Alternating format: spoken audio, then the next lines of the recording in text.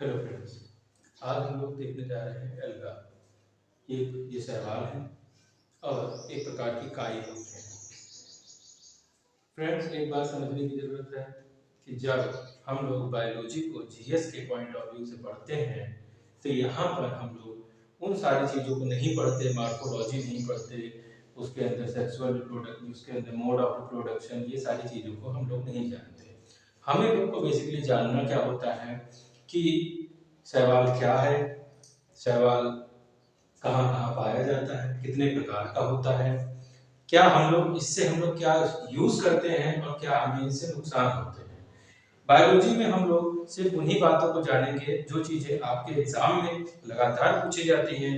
वो ये जानना चाहते हैं कि आप इस चीज के बारे में जानते हैं, आप जिन चीजों को उपयोग करते हैं उनको आप समझते हैं, जो चीजें आपको फायदा करती हैं या नुकसान करती हैं उनके बारे में आपको जानकारी है या नहीं है।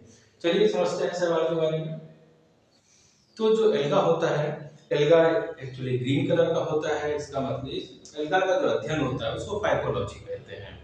ये यूनिसेलुलर भी हो सकता है, मल्टीसेलुलर भी हो सकता है।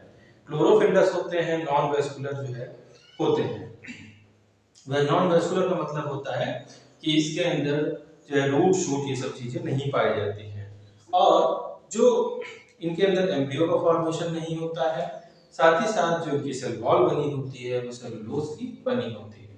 ऑटोट्रॉपिक मोड ऑफ न्यूट्रिशन होता है, मतलब कि अपना खाना खुद बना लेते हैं फोटोसिंथेसिस के द्वारा।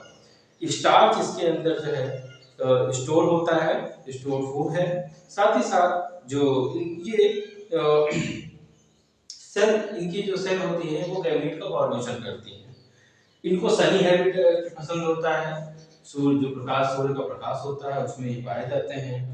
इनकी बॉडी जो होती है वो थायराइड टाइप की होती है। इसका मतलब होता है कि इसके अंदर जड़, तना, पत्ती ये सब डिफरेंशिएशन नहीं पाए जाते। हैबिटेट की बात करते हैं तो हैबिटेट का मतलब होता है आवास, ये कहाँ कहाँ रहते हैं। तो एल्गा जो शैवाल है उसका बहुत वाइड रेंज है, ये अलग अलग जगह पर पाया जाता है। ये पैरासिटिक होता है, ऑटोट्रॉपिक होता है, ये कई प्रकार का होता है। समझते हैं कि ये फ्रेश वाटर से लेके हॉट वाटर स्प्रिंग्स तक पाया जाता है। ये मॉइस्ट सॉइल में पाया जाता है, ये जो है ट्रंक ऑफ ट्री में पाया जाता है। तो जैसे कि कारा, जिसको हम लोग ये देख सकते हैं यहाँ पर, ये कारा है। तो कारा जो है कीचड़ में पाया जाता है। ये कई प्रकार के होते हैं, इनका जो शेप होते हैं कई प्रकार के होते हैं। तो कारा जो है ये कीचड़ में पाया जाता है। रेगुलेरिया जो होता है वो गर्म पानी के झरने में पाया जाता है। वहीं पर वॉल वॉक्स डायटम्स होते हैं, ये जो है पानी की सतह पर तैरते हुए पाए जाते हैं। एपिफिटिक होता है जो कि पौधों के ऊपर उगता है, गुगोनियम होते हैं। उसी प्रकार से प्रोटोडर्मा होता है जो कि जो कछुआ है, टर्टल है, उसकी पीठ पर उगता है। उसी प्रकार से क्लेमाइडोफोरा जो होता है वो स्नेल के ऊपर पाया जाता है, और जो क्लोरेला होता है वो जो हाइड्रा होता है उसकी बॉडी में पाया जाता है। सिफेलुलोज नामक एल्गा है जो कि चाय और कॉफी की पत्तियों पर पाया जाता है। वहीं पर ऑसिलिटोरिया और साइनोसिएला जो होता है वो इंटेस्टाइन के अंदर, जानवरों के इंटेस्टाइन में पाया जाता है। और नॉनस्टॉप एनाबिना ये जो होते हैं ये पौधों के अंदर भी पाए जाते हैं। लाइकेन जो होता है इस प्रकार का एसोसिएशन है जिसमें एल्गा और फंजाई दोनों एक साथ मिलकर के रहते हैं।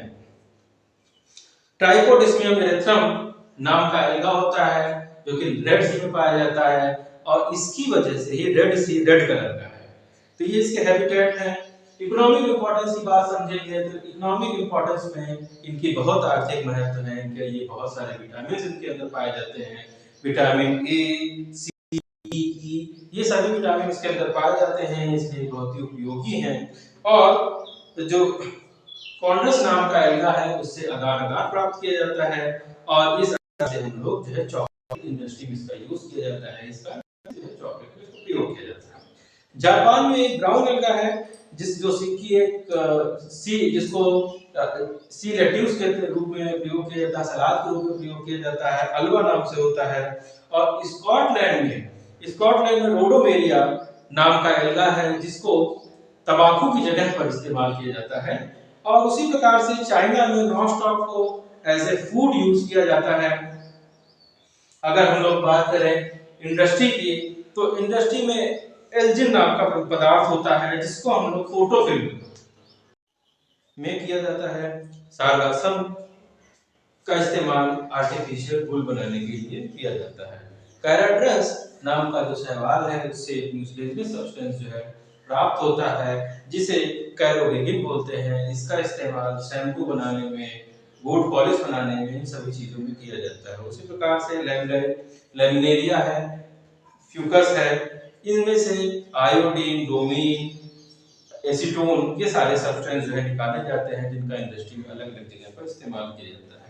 अगार अगार नाम का सब्सटेंस है, जिससे कि आर्टिफिशियल फाइबर बनाए जाते हैं, लेदर, सूप, ये सारी चीजें जो है बनाई जाती हैं। एल्गा का इस्तेमाल एग्रीकल्चर के फील्ड में भी काफी ज्यादा होता है।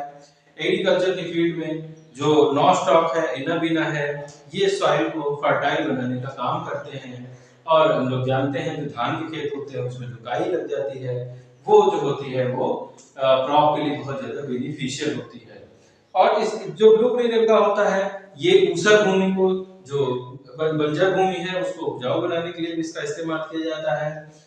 इसी प्रकार मेडिसिनल यूज की बात करते हैं, तो मेडिसिनल यूज के लिए क्लोरेनिन नाम का सब्सटेंस होता है, जिससे जो है एंटीबायोटिक बनाई जाती हैं, जो कि ग्राम पॉजिटिव और ग्राम नेगेटिव बैक्टीरिया के ऊपर असरदार होती है। इनका इस्तेमाल रिसर्च की फील्ड में भी किया जाता है।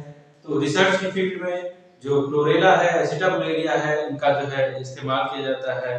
और इसके अलावा बहुत सारे जो एल्गा हैं वो हार्मफुल भी होते हैं, जिससे कि पानी जो होता है उसमें माइक्रोसिस्टिस नाम के जो है शैवाल पाए जाते हैं, कोरोकोकस पाया जाता है, और ऑसिलिटेरिया की बहुत सारी वैरायटी होती हैं जो कि जो है पानी को जहरीला कर देती हैं, जिससे कि मछलियां जो है मरने लगती हैं।